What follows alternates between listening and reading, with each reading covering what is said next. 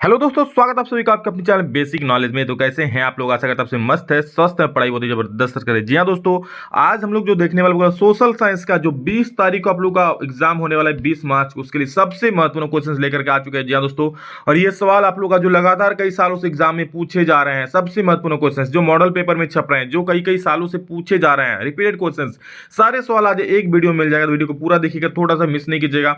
हो सकता है आप लोगों में से इसका बहुत सारा जवाब आता होगा, तो आप लोग रिवीजन कर लीजिएगा। जिसको नहीं आता वो लोग अच्छे से याद कर लीजिएगा, समझ लीजिएगा जो मैं बता रहा हूं यहाँ पर। ठीक है, जो 2023 में आप लोग एग्जाम होने वाला है 20 मार्च को, उसमें आप लोग का अहम रोल अदा करेगा आज का ये क्वेश्चन पेपर। 40 क्वेश्चन में देखने वाले हैं।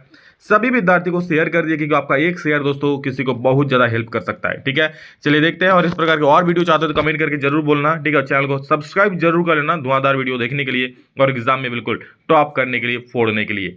चलिए देखते हैं दोस्तों। आपको पता है आपको लोग का जो ऑब्जेक्टिव एग्जाम होगा उसमें 1.5 घंटे का समय मिलेगा, 40 नंबर का पूर्ण अंक होगा। ठीक है, ओएमआर सेट में एग्जाम होगा, 40 बहुविकल्पीय प्रश्न रहेगा। चलिए शुरू करते हैं और देखते हैं क्या क्या सवाल है। शानदार तरीके से वीडियो को लाइक भी कर दीजिए और अपने दोस्तों में फटाफट से हर एक ग्रुप में यार शेयर कर दीजिए। दोस्तों हमारा सबसे पहला सवाल है, साइमन कमीशन भारत कब पहुंचा? बहुत ही फेमस सवाल, कई बार पूछा गया है। जी हाँ दोस्तों, इसका जो सही उत्तर हो जाए 1928 ईस्वी।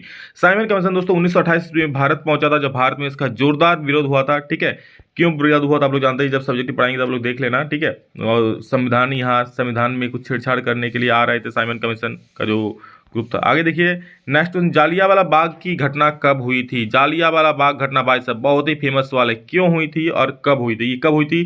तो 13 अप्रैल 1919 को दोस्तों जालियांवाला बाग की घटना हुई थी, यानी ऑप्शन नंबर सी बिल्कुल इसका सटीक जवाब हो जाएगा, याद रखना। जिसमें जनरल डायर ने बिल्कुल अंधाधुंध गोलियां चलाई थी। ठीक है, तो जालियांवाला बाग में जितने सारे लोग मेला देखने गए थे, सभी मैक्सिमम लोग दोस्तों मारे गए थे, बहुत मतलब अंधाधुंध गोली चलाई गई थी। अगला सवाल है, भारत का सबसे लंबा राष्ट्रीय राजमार्ग इनमें से कौन है? सबसे लंबा राष्ट्रीय राजमार्ग याद कर लीजिए दोस्तों, NH7 होता है। ठीक है, NH7, जिसे हम लोग अभी NH44 के नाम से भी जानते हैं। पहले NH7 से जाना था, इसलिए आप लोग हिस्ट्री में NH7 लिखा हुआ है, लेकिन NH44 रहेगा तो उसको भी आप लोग टिक कर सकते हो। अगला सवाल, नवीकरण युग संसाधन का एक उदाहरण है, बताओ जल्दी से। नवीकरण युग संसाधन का उदाहरण क्या होगा? 4 ऑप्शन है, सौर ऊर्जा, बॉक्साइट, कोयला, पेट्रोलियम। आपको पता है दोस्तों, सौर ऊर्जा का कितना ही यूज कर लो ना, ये अभी खत्म नहीं होने वाला है। ऐसा थोड़ी कि आज आप जो सौर ऊर्जा यूज कर ले कल नहीं कर पाओगे। अरे हर वक्त सौर ऊर्जा आ रहा है, जितना यूज करना है करो, ये खत्म नहीं होने वाला है अभी। झारखंड राज्य गठन कब हुआ था? फेमस क्वेश्चन, कई बार पूछा गया, झारखंड राज्य गठन कब हुआ था? तो ये दोस्तों हुआ था 2002 ईस्वी में। 5 का जो सही उत्तर हो जाएगा ऑप्शन नंबर क्या, 2000 यहाँ ईस्वी होगा। Okay, now next question 6 number, Bharatiya Janata party का मुख्य प्रेरक सिद्धांत क्या है? दोस्तों भारतीय जनता का प्रेरक सिद्धांत जो होता है, याद रखिएगा, इसका होता है सांस्कृतिक राष्ट्रवाद। ऑप्शन नंबर सी बिल्कुल सही जवाब हो जाएगा। चलिए अगला सवाल देखते हैं। 7 नंबर बोल रहा है, भारतीय कम्युनिस्ट पार्टी की स्थापना कब की गई? भारतीय कम्युनिस्ट पार्टी की स्थापना कब किया गया दोस्तों? तो इसका सही उत्तर दोस्तों हो जाएगा, देखिए ऑप्शन नंबर 1925। जी हाँ, ऑप्शन 1925 नहीं, ऑप्शन नंबर ए, यानी कि 1925 ईस्वी में भारतीय कम्युनिस्ट पार्टी की स्थापना किया गया था। 7 का ए बिल्कुल सही जवाब हो जाएगा। 8 नंबर देखिए, विश्व व्यापार संगठन की स्थापना कब हुई? तो दोस्तों विश्व व्यापार संगठन, जी हाँ, वर्ल्ड ट्रेड ऑर्गेनाइजेशन, काफी महत्वपूर्ण सवाल है, 1995 में हुआ था। आप लोग एक बात कमेंट करके बोलना कि विश्व व्यापार संगठन का मुख्यालय कहाँ पे है, सभी लोग कमेंट में छाप देना जिसको इसको आता है। अगला सवाल है, राष्ट्रीय ग्रामीण रोजगार गारंटी अधिनियम कितने जिलों में लागू किया गया? जो राष्ट्रीय ग्रामीण जो मनरेगा होता है, कितने जिलों में? तो दोस्तों ये तब 200 जिलों में लागू किया गया। ठीक है, तो 9 का बिल्कुल सही उत्तर ऑप्शन नंबर सी हो जाएगा, 200 डिस्ट्रिक्ट, 900 जिला। ठीक है, अगला सवाल है, नई आर्थिक नीति कब बनी? तो दोस्तों नई आर्थिक नीति बनी थी 1991 ईस्वी में। कब बनी थी? 1991 में नई आर्थिक नीति बनी थी, बिल्कुल याद रख लीजिए। आगे देखो अगला सवाल क्या है हमारा, कि यंग इटली सोसाइटी की स्थापना किसने की थी? ये दोस्तों कई बार पूछा गया है, बहुत इंपॉर्टेंट सवाल, मैंने आपको कई बार बताया था। जी हाँ, यंग इटली सोसाइटी की स्थापना किसने किया था? तो इसके लिए कौन जिम्मेवार है, मतलब कौन बनाया था? मेजी नहीं बोलो, जी से पे मेज से नहीं बोलो या मेज नहीं बोलो, बात तो एक ही है ना। अगला सवाल हमारा है 12 नंबर का, रॉलेट एक्ट कब पारित हुआ? आप जानते हो ये सवाल कितना महत्वपूर्ण है। ठीक है, रॉलेट एक्ट कब पारित हुआ दोस्तों? तो इस सही उत्तर हो जाएगा 1919 ईस्वी में रॉलेट एक्ट पारित हुआ था। तो 12 का जो बी नंबर है बिल्कुल सही उत्तर हो जाएगा। आगे बढ़ेंगे, अगला सवाल देखो क्या है। 13 नंबर बोल रहा है क्या, कि औद्योगिक क्रांति सर्वप्रथम कहाँ प्रारंभ हुई? औद्योगिक क्रांति मतलब जहां उद्योग लगने शुरू हो चुके हैं, अब उद्योग से ज्यादा काम हो रहे थे, इसका श्री गणेश कहाँ से हुआ औद्योगिक क्रांति का? तो 13 का सही उत्तर दोस्तों हो जाए इंग्लैंड से। जी हाँ दोस्तों, इंग्लैंड से इस औद्योगिक क्रांति का श्री गणेश हुआ था। समझ गए। अगला सवाल देखिए 14 नंबर, आर्थिक महामंदी की शुरुआत कब हुई? आर्थिक महामंदी की शुरुआत दोस्तों हुई थी 1929 से, और सी ऑप्शन पता नहीं कौन चूहा खा गया क्या खा गया, तो याद रख लीजिए आर्थिक महामंदी की शुरुआत जो हुई दोस्तों 1929 ईस्वी से हुई थी। आप लोग ऑप्शन में साफ साफ लिखा हुआ है, याद कर लीजिए। नेक्स्ट क्वेश्चन, श्रीलंका की कुल आबादी में सिंगलियों की आबादी कितनी है? श्रीलंका की कुल आबादी में दोस्तों पूछा सिंगली का, आपको पता है श्रीलंका में सबसे ज्यादा लोग सिंगली ही रहते थे, तो वहां क्या हो जाएगा 74% दोस्तों वहां सिंगली रहते थे। ठीक है, सिंगली तमिल उसके बाद में रहते थे, तो सिंगली सबसे ज्यादा रहते थे 74%, वहां सिंगलियों का बोलबाला था। भारत में कितने राष्ट्रीय दल मौजूद है? राष्ट्रीय दल जैसे भाजपा हो गया, कांग्रेस हो गया, ठीक है, बसपा हो गया, तो इसमें सॉरी हाँ कितना नंबर भारत में कितने राष्ट्रीय दल मौजूद है? तो इसका सही उत्तर दोस्तों हो जाएगा, आप लोग देख लीजिए, तो इसका सही उत्तर होगा 7। जी हाँ, भारत में 7 राष्ट्रीय दल मौजूद है। नेक्स्ट क्वेश्चन, नरेगा में काम नहीं मिलने पर कितने दिनों के भीतर बेरोजगारी भत्ता मिल जाता है? मनरेगा में दोस्तों काम नहीं मिलने पर कितने दिनों के भीतर बेरोजगार मिलता है? 15 दिनों के भीतर बेरोजगारी भत्ता मिल जाएगा। यानी अगर आपको 15 दिन तक काम नहीं मिलता दोस्त, तो आपको सब्सिडी मिलेगा कितना? 15 दिनों के बाद आपको वेतन भत्ता मिलता शुरू हो जाएगा। चलो भाई, बैठे हुए हैं फिर भी इसको सैलरी देंगे भैया। आगे देखो, वर्तमान में कितने देश विश्व व्यापार संगठन के सदस्य है? विश्व व्यापार संगठन वर्ल्ड ट्रेड ऑर्गेनाइजेशन से सदस्य कितने सारे देश है? लगभग दोस्तों 160 देश है, जो कि एक ऑप्शन में नहीं है, तो 160 याद रखना, आएगा तो टिक कर देना, नहीं तो 150 को कर देना, और क्या करोगे। आगे देखो, इनमें से कौन तृतीयक क्षेत्रक से संबंधित है? तृतीयक क्षेत्रक जो होता है सेवा क्षेत्र, जो सेवा देता है, तो बैंकिंग हमें सेवा दे रहा है ना, तो बैंकिंग क्षेत्र दोस्तों हो जाए तृतीयक क्षेत्रक, कृषि क्षेत्र हो जाएगा प्राथमिक क्षेत्रक, खनन क्षेत्र हो जाए प्राथमिक क्षेत्र, ये सारे प्राथमिक क्षेत्र, बट कृषि जो आप लोग बैंकिंग है वो तृतीयक क्षेत्र का उदाहरण है। नाउ नेक्स्ट क्वेश्चन, इनमें से कौन प्राथमिक क्षेत्रक से संबंधित है? कौन दोस्तों प्राथमिक क्षेत्र से संबंधित है? खनन, चीनी, वकालत की कोई नहीं। तो दोस्तों यहाँ पर जो सही उत्तर इसका हो जाएगा वो होगा खनन। खनन आपको पता है प्राथमिक क्षेत्रक बिल्कुल जमीन से सटा हुआ कार्य है, तो खनन हो जाएगा। वंदे मातरम गीत के रचयिता कौन थे? अरे भाई साहब, इतना महत्वपूर्ण सवाल। गुरुदेव रवींद्रनाथ टैगोर, बंकिम चंद्र चट्टोपाध्याय की, महात्मा गांधी की, ऑप्शन नंबर डी क्या है?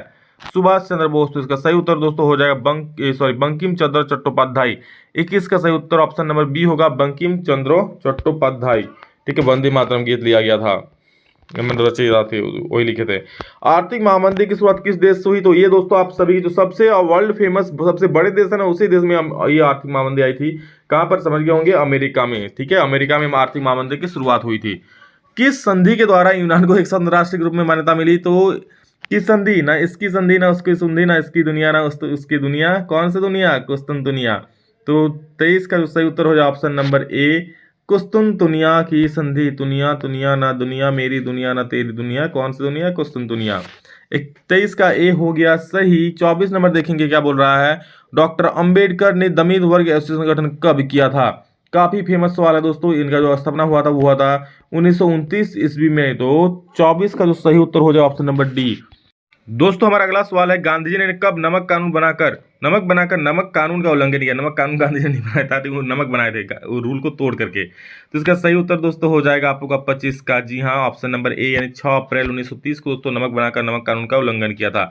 27 में देखिए, भारत में प्रोजेक्ट टाइगर की शुरुआत कब हुई? प्रोजेक्ट टाइगर की शुरुआत दोस्तों हुई थी 1973 ईस्वी में। तो ऑप्शन नंबर डी बिल्कुल सही जवाब है। नेक्स्ट क्वेश्चन 27 नंबर, झारखंड में स्थित कोडरमा निम्नलिखित में से किस खनिज का अग्रणी उत्पादक है? कोडरमा जिला। जी हाँ दोस्तों, जहां से आप लोग मॉडल सेट भी जारी हुआ है। अभ्रक, जी हाँ, अभ्रक सबसे ज्यादा कहां पाया जाता है? कोडरमा में पाया जाता है, इसलिए अग्रणी है कोडरमा। नेक्स्ट क्वेश्चन, इनमें से कौन द्वितीय क्षेत्र में शामिल है? तो दोस्तों द्वितीय क्षेत्र मतलब क्या? विनिर्माण क्षेत्र, जिसमें कोई चीज का निर्माण करता है, तो कुम्हार भी निर्माण कर रहा है, बुनकर भी निर्माण करता है, और दिया सलाई श्रमिक भी निर्माण ही करता है, तो ये विनिर्माण क्षेत्र यानी कि द्वितीय क्षेत्र के अंदर तीनों आ जाएगा। ऑप्शन नंबर डी बिल्कुल 100% सटीक जवाब। 29 नंबर, ऋण के अनौपचारिक स्रोत में शामिल। अनौपचारिक मतलब क्या? जो फिक्स नहीं होते हैं। ठीक है, जैसे व्यापारी हो गया, ठीक है, कोई आदमी से उधार ले रहे होते हैं। अनौपचारिक, औपचारिक क्या होता है सर? जो बिल्कुल सेटिस्फाई, मतलब क्या बोलते हैं उसको, जैसे बैंक से ऋण ले रहे हो, ठीक है, ये आपका औपचारिक हो गया। उसके बाद सहकारी समितियां से ले रहे हो, औपचारिक हो। पोस्ट ऑफिस से ले रहे हो तो औपचारिक हो गया। लेकिन किसी आदमी से ले रहे हो तो आपको सूद भी जाना पड़ेगा, और कोई गारंटी भी नहीं है कि वो आपको मतलब कैसा आपके साथ व्यवहार करेगा।